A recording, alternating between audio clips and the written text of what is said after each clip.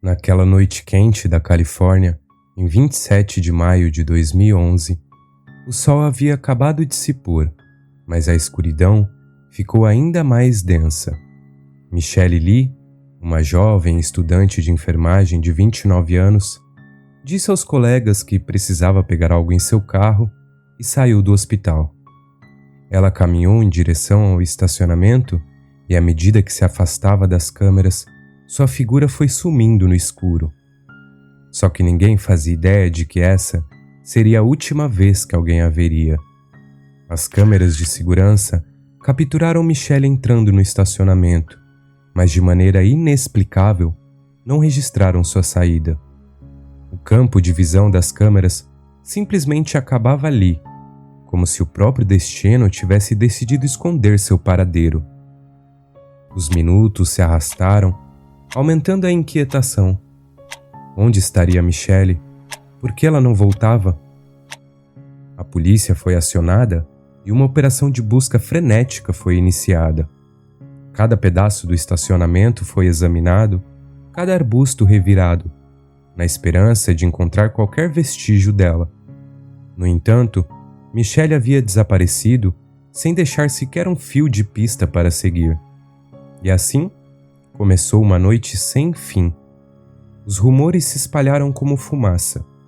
Michelle era o alvo de um plano sinistro? Ela havia saído sozinha? Mas será que algo terrível a aguardava nas sombras? Os colegas de classe, antes preocupados, agora estavam apavorados. O que acontecera com a jovem e promissora estudante de enfermagem?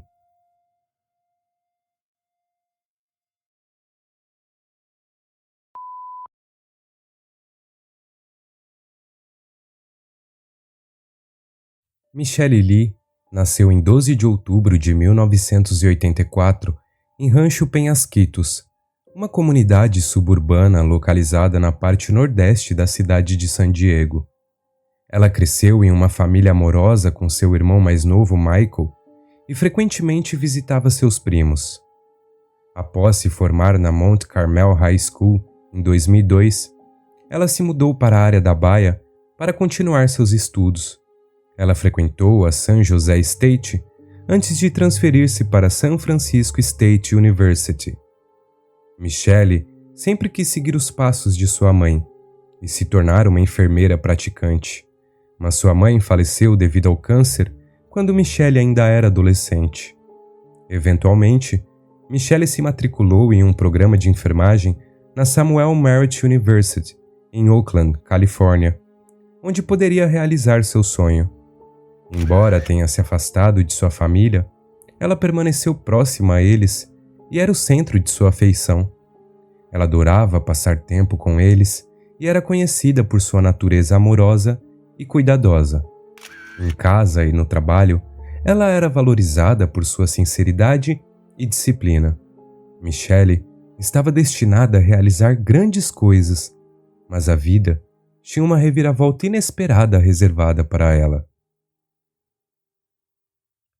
Em 27 de maio de 2011, o Kaiser Permanente Medical Center, na Califórnia, era apenas um cenário comum, mas a normalidade logo se transformou em um turbilhão de suspense.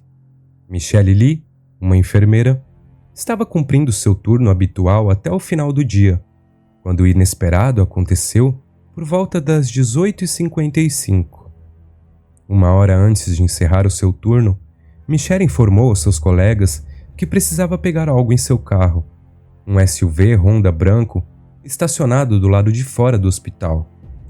Ela saiu do prédio e caminhou em direção ao estacionamento, desaparecendo do alcance das câmeras de segurança. Essa foi a última vez que Michelle foi vista, pois 2 horas se passaram chegando às 9 da noite.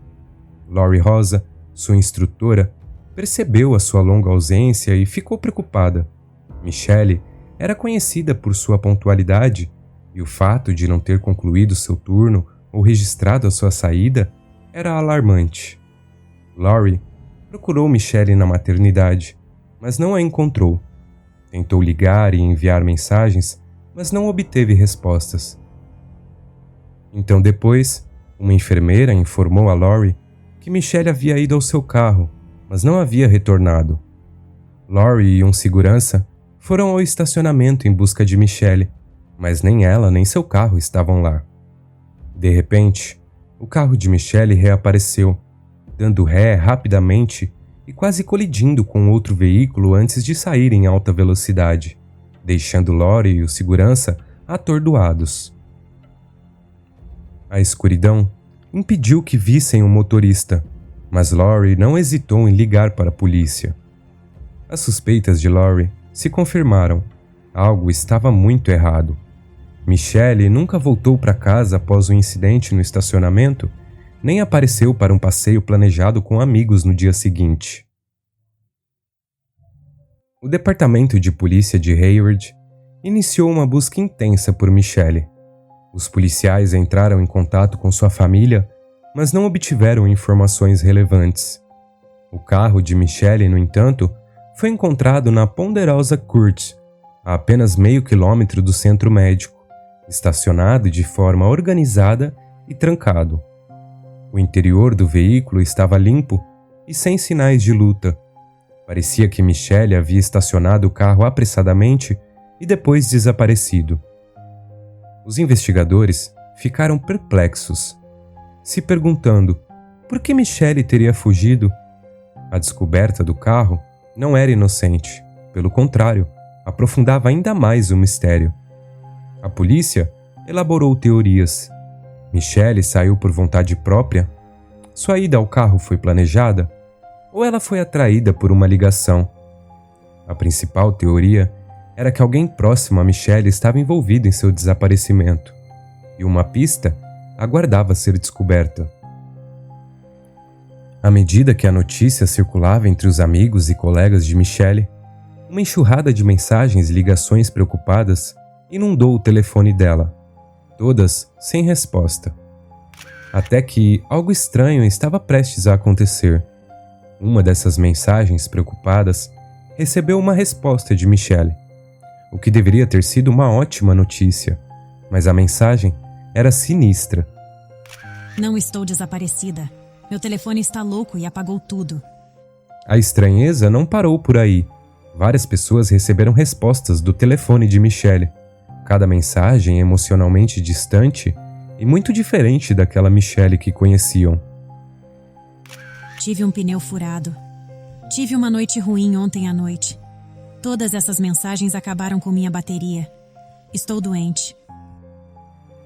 A polícia comparou essas mensagens e percebeu que várias delas eram idênticas, copiadas e coladas. E assim como as mensagens haviam começado a chegar, elas pararam abruptamente. A localização era de dentro do hospital.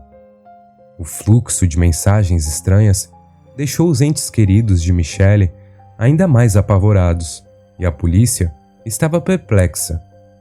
Mas essas mensagens solidificaram a teoria de que alguém próximo a Michelle estava envolvido em seu desaparecimento. A busca por Michelle continuou, e a família dela viajou 8 horas de sua casa para estar na cidade onde Michelle havia desaparecido e apoiar a busca em andamento. Eles colocaram outdoors e ofereceram uma recompensa por informações sobre o paradeiro dela, mas parecia que Michelle havia desaparecido sem deixar rastros. Nos próximos 4 meses, pelo menos 8 esforços voluntários de busca foram realizados. Alguns organizados pela Class Kids Foundation, uma organização sem fins lucrativos com sede na Califórnia, dedicada a ajudar na recuperação de pessoas desaparecidas. Várias outras organizações de busca de pessoas desaparecidas também se juntaram às buscas. No entanto, paralelamente à busca por Michelle, os investigadores estavam focados em encontrar o suspeito e as peças faltantes do fatídico dia. Desde o início, a polícia suspeitava que o desaparecimento de Michelle tinha a ver com um rosto familiar, alguém que ela conhecia de perto. Guiados por essa teoria, eles iniciaram uma investigação na tentativa de juntar os eventos potenciais que ocorreram. Havia pontas soltas que os investigadores começaram a examinar. Primeiro, o carro de Michelle. Embora parecesse estar em estado impecável, não era descartada a possibilidade de conter algo invisível a olho nu. O carro foi levado para investigação mais detalhada. O segundo fio de investigação seguido pela polícia foram as câmeras de segurança posicionadas dentro e ao redor do estacionamento. Essa análise visava descobrir quaisquer pistas negligenciadas ou detalhes elusivos que pudessem lançar luz sobre as circunstâncias misteriosas. O último fio condutor seguido pelos investigadores era as relações e conexões de Michelle. Eles entrevistaram pessoas próximas a ela, começando pela família, para saber se ela tinha problemas com alguém. Foi quando um nome em particular chamou a atenção. Alguém com quem ela havia se desentendido recentemente. Sua amiga, Giselle Esteban. Sendo assim, a polícia foi conversar rapidamente com Giselle, apenas para descobrir que ela também estava procurando por Michelle. We heard about Michelle Root. Michelle? Oh God, what about her? She went missing last night from her work. And talking to her friends and such, we understand that you guys had a tumultuous relationship. A tumultuous relationship? She was my best friend who slept with my then fiancé.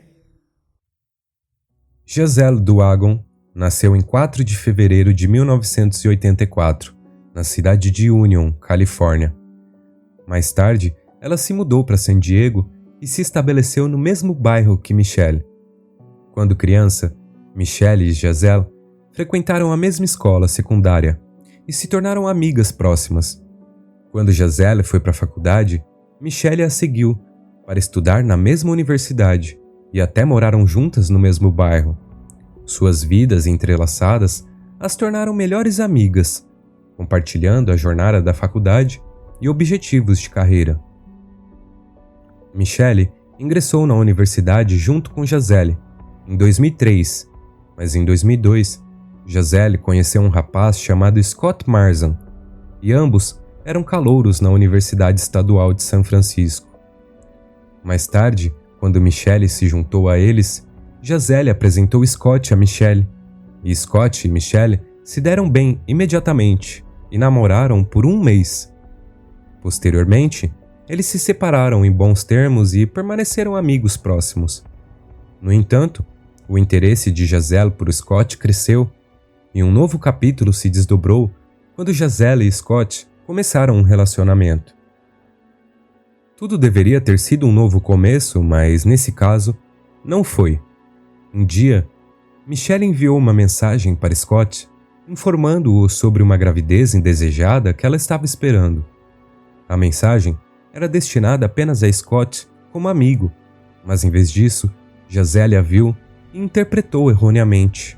O bebê não era de Scott. No entanto, Giselle estava convencida de que era. Nenhuma explicação de Scott parecia satisfazer Giselle.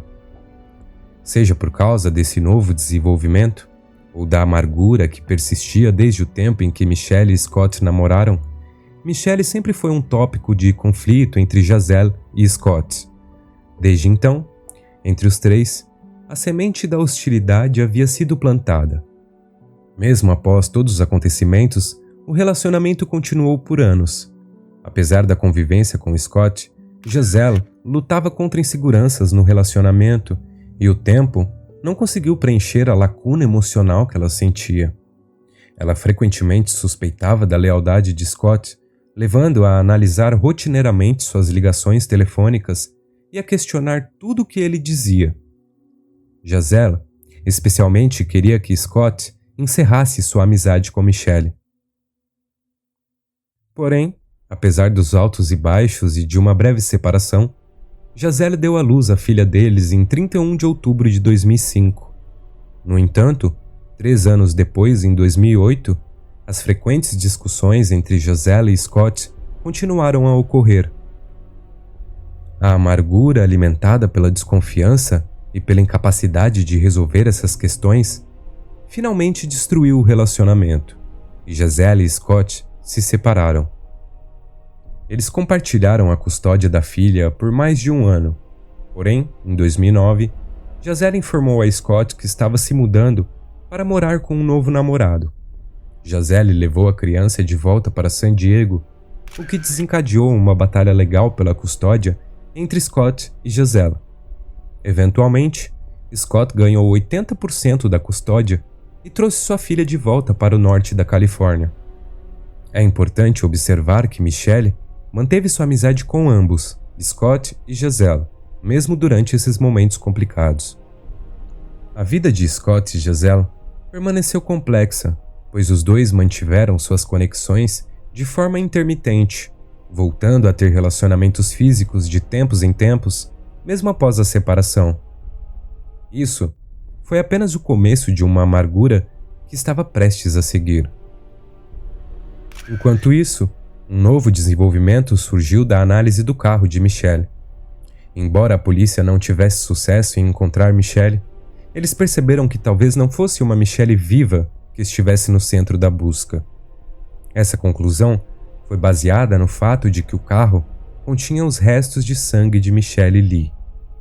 Concern was, is, and will always be to find Michelle and bring her home with us. At this point, she is still missing, and we will fight to bring her home every day until we have her with our family again.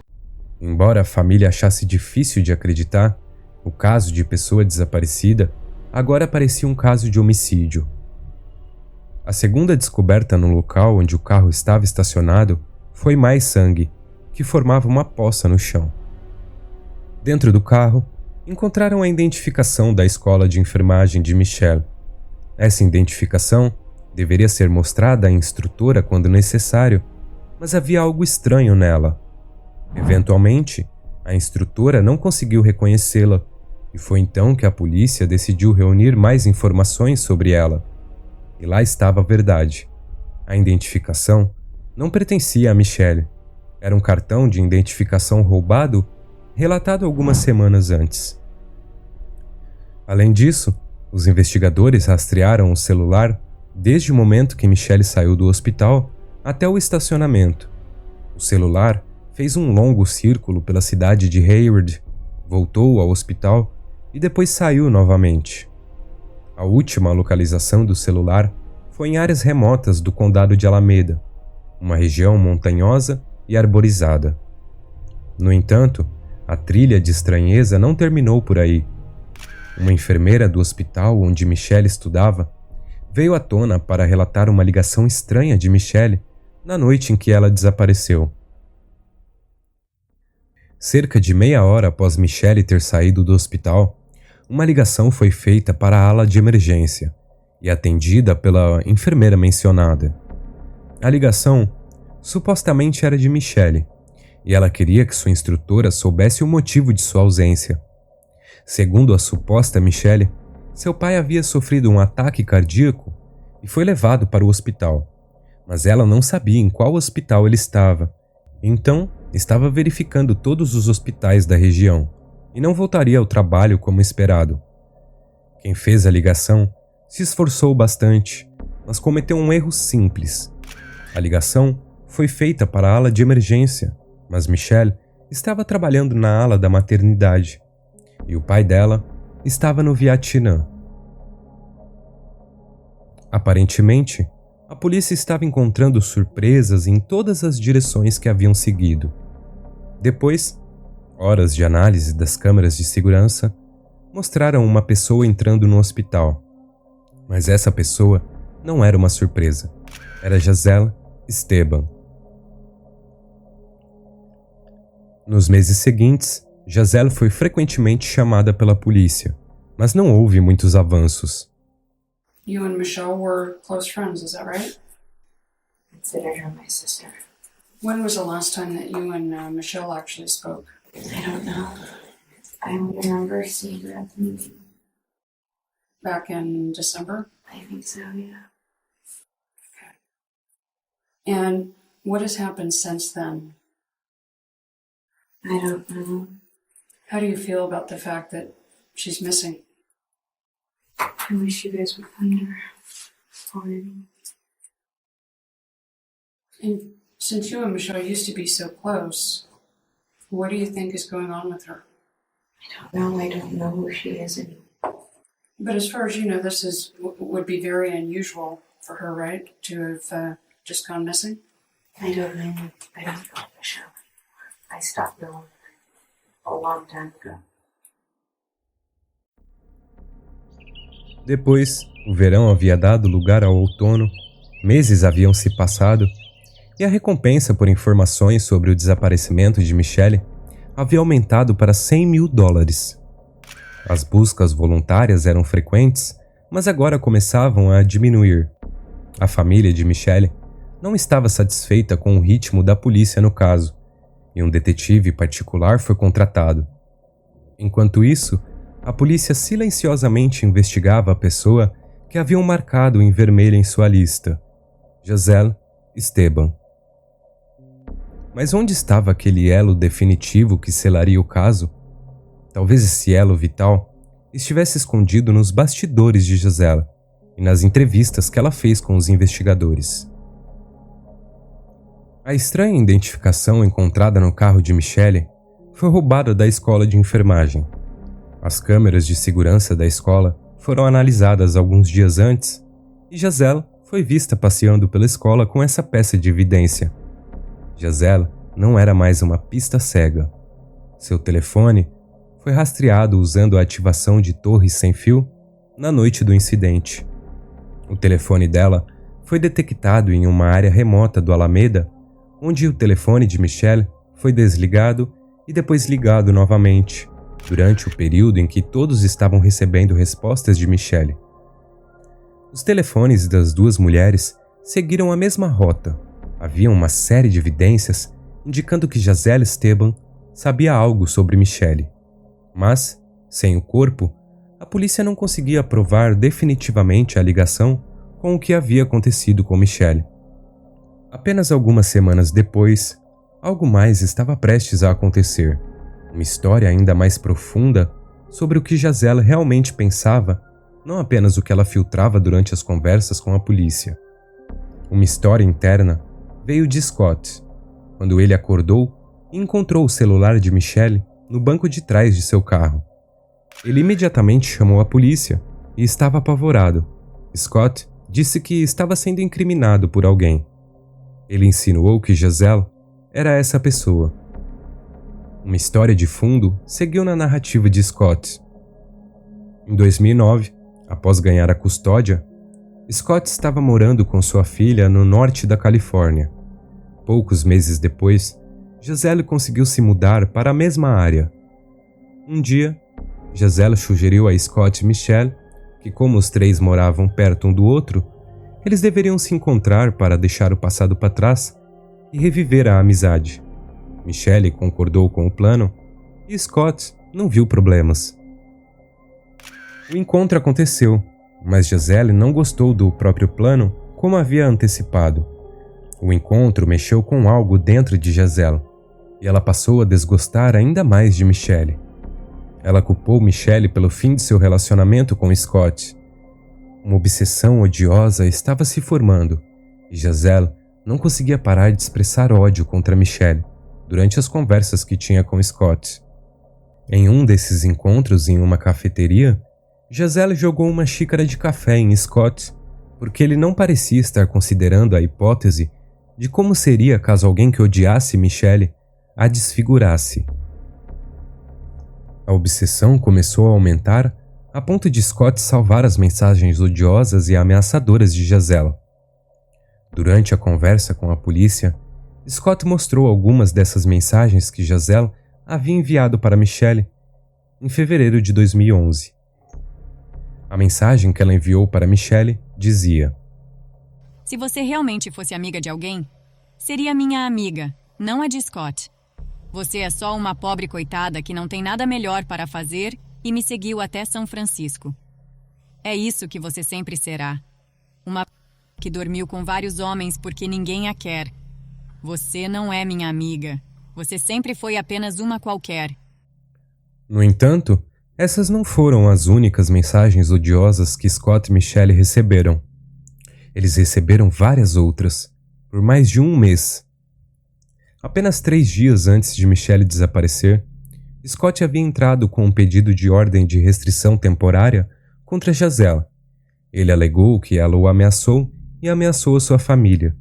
De acordo com Scott, Giselle havia invadido sua casa no mesmo dia em que Michelle desapareceu. Scott também entregou um clipe de áudio para a polícia que ele gravou um dia quando Giselle e ele estavam dirigindo com sua filha no banco de trás. I asked you, can we just be honest about Michelle because she's the one issue that I really am having a hard time dealing with. That's not what you said at all. Yes! Okay, We well didn't then talk for fine. days. Starting from now, we are going to be honest about Michelle. Do you understand me? Whether you sleep with her, whether you share food with her, whether you talk to her. You will be honest with me. Look at me! You will be honest with me regarding her. Otherwise, I will take your life and hers. And you can take that to the grave with you. Why? Why? Because you lied about her so many times, it's hard to believe that you didn't sleep with her. You deserve to die for your lies, as does she. And you will. If you do it again, this is your last and final. Why? Do you understand me? It's your last and final one. A intenção do assassinato estava lá, raiva e vingança. Porém, as provas definitivas que a polícia vinha perseguindo por tanto tempo estavam escondidas em um novo desenvolvimento. O DNA de Giselle foi encontrado no carro de Michelle. Havia algo nos sapatos de Giselle e os investigadores pegaram os sapatos e, como se viu, os sapatos estavam impregnados com o sangue de Michelle, com quantidades copiosas de evidências. Giselle Esteban foi presa em 7 de setembro de 2011, cerca de 4 meses após o desaparecimento de Michelle. Então você pode perguntar, Michelle foi encontrada? A 8ª busca por Michelle terminou na descoberta de restos humanos em uma área remota de um canyon em 17 de setembro de 2011. O corpo estava tão decomposto que nem o gênero pôde ser identificado. Eventualmente, em 19 de setembro de 2011, 12 dias após a prisão de Giselle, o escritório do legista do condado de Alabama identificou positivamente os restos descobertos como sendo os de Michelle. No entanto, devido ao estado do corpo, a autópsia não conseguiu determinar como Michelle foi morta. De acordo com a polícia e a posterior acusação, o plano premeditado e elaborado de Giselle incluía perseguir Michelle, acompanhar sua rotina diária ligando para o Hospital Kaiser Permanente para saber se ela havia feito check-in, obtendo seu número e endereço por meio de várias pessoas em comum. Ela até foi à Apple Store no dia do crime para aprender como redefinir um iPhone. Giselle começou a rastrear Michelle e perguntou a vários amigos em comum da faculdade sobre o endereço dela. Finalmente, ela seguiu Michelle até a instalação do Kaiser Permanente em Hayward, a atacou no estacionamento, jogou o corpo dela no carro e a levou embora de Hayward, até uma área próxima a Sunol Valley Road, onde enterrou o corpo de Michelle em uma espécie de sepultura improvisada. Infelizmente, nunca saberemos a causa da morte de Michelle Lee, porque Giselle alegou inocência, negando ter feito qualquer coisa contra Michelle e mantendo a história que deu durante os interrogatórios policiais. No entanto, em dezembro de 2011, Giselle Esteban foi condenada à prisão perpétua por homicídio em 1º grau. Ela estava grávida de 2 meses quando planejou o assassinato de sua amiga. O computador de Giselle revelou que ela fez cerca de 300 buscas na internet pelo nome de Michelle e outras pesquisas além disso. Suas buscas incluíram como seguir alguém sem ser pega, como encontrar alguém que não quer ser encontrado, se existe uma substância química que pode induzir ataques cardíacos, como induzir um ataque cardíaco e onde comprar cloreto de potássio. Em 2012, Giselle deu à luz a sua 2ª filha com Scott, enquanto ainda estava na prisão. Segundo a própria admissão de Scott, Michelle e ele nunca namoraram após aquele mês durante a faculdade e nunca tiveram relações físicas durante ou após o relacionamento. Michelle era apenas uma amiga para Scott e Giselle. A inveja é uma emoção com um potencial corrosivo que pode ultrapassar todos os limites do comum. No caso de Giselle, ela mergulhou em um estado psicológico sombrio que a levou a pensamentos obsessivos, sentimentos intensos de traição e uma percepção distorcida da realidade. Nessas situações, a mistura tóxica de inveja e emoções descontroladas podem levar tragicamente alguém a cometer atos impensáveis. No entanto, mesmo depois que Giselle nutriu e expressou ódio, Michelle não percebeu o que estava por vir, e Scott não compreendeu a gravidade das ameaças diárias e da obsessão de Giselle. Por outro lado, os filhos de Scott e Giselle estão destinados a crescer com uma mãe atrás das grades. No surto psicótico de emoções de Giselle, a inveja dela emergiu como um adversário poderoso. Relacionamentos abusivos são criados todos os dias e mantidos o tempo todo ao nosso redor. Scott exibiu os estágios típicos de uma vítima em uma dinâmica abusiva, entrando e saindo do relacionamento. No entanto, é claro que houve alguns sinais não lidos por Scott que poderiam tê-lo levado a alertar as autoridades e potencialmente evitar o resultado trágico. Você já esteve em um relacionamento tóxico, tão tumultuado quanto o discutido aqui?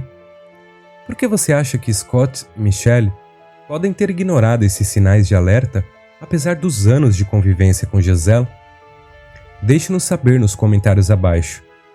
E se você achou o vídeo de hoje interessante, considere se inscrever em nosso canal, curtir o vídeo e compartilhar com seus amigos.